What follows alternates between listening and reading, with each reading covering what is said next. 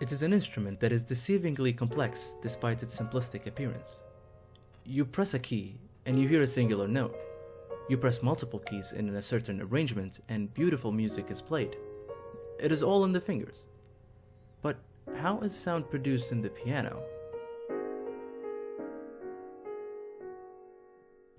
Obviously, if we force the keys using our fingers, sound will be produced, but that is not the proper way of playing the piano. Pianists don't use finger strings or force to play the piano keys. Instead, they use gravity. The way this works is, in lieu of forcing the keys with their fingers, they simply let their hands fall into the keys using the weight in their arms. Let's look at Newton's second law, F equals ma. We also know that weight is equal to mass times gravity, which equals force. The force, or energy used here, is not coming from hammering the keys, but from the weight of gravity, which is the energy input that produces the sound from the piano.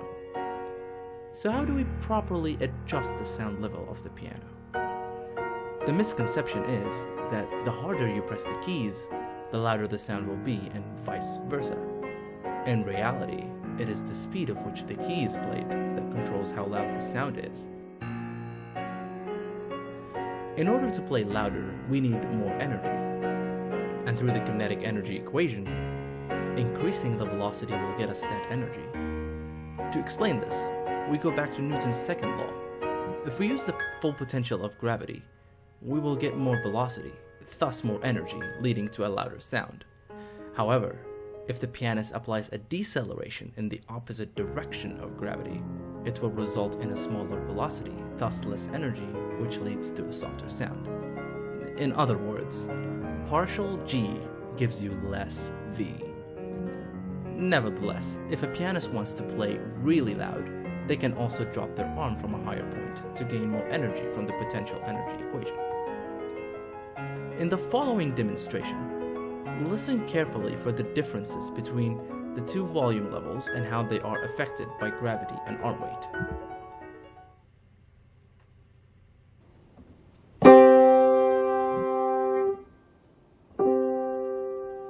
Here is what it looks like from inside the piano.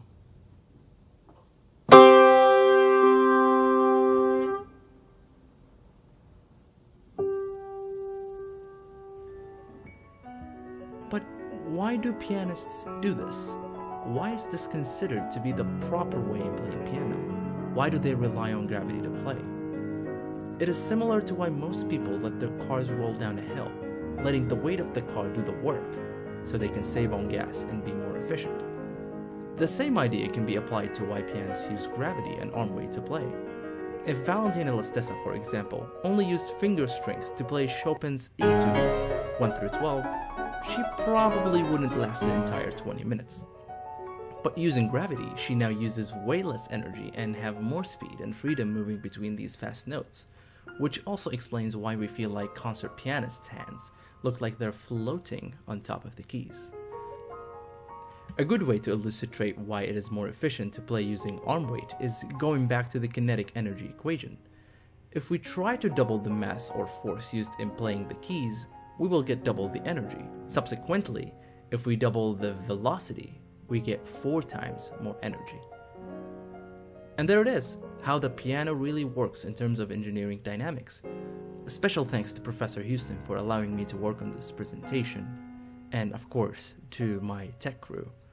Unfortunately, there's not a like or comment button down below, so come find me and let me know what your thoughts are. And thanks to you all for listening.